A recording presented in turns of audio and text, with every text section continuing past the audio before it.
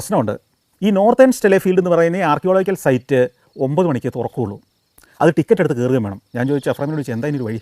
അപ്പോൾ എഫ്രൈം പറഞ്ഞു ഒരു കാര്യം എൻ്റെ കൂടെ വാ, നമുക്ക് ഇവർ തുറക്കുന്ന നേരം കൊണ്ട് ഇതെല്ലാം കണ്ടു തീർക്കാം. എന്നിട്ട് ഇയാൾ എന്നെ കൂട്ടിക്കൊണ്ട് വേറൊരു വഴിയെ അകത്ത് കയറ്റി.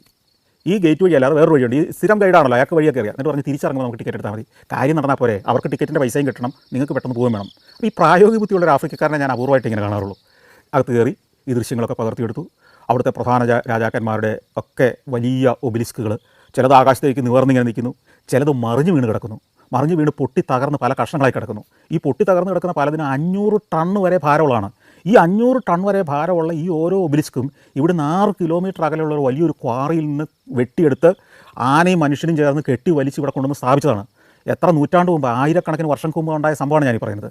ഓരോ രാജാവും മരിക്കുമ്പോൾ അയാളുടെ സ്മാരകമായിട്ട് ഈ ഒബിലിസ്കുകൾ നാട്ടി വെച്ചു. അതിന് പലതിനും 500 ടൺ വരെ ഭാരമുള്ളതുണ്ട്.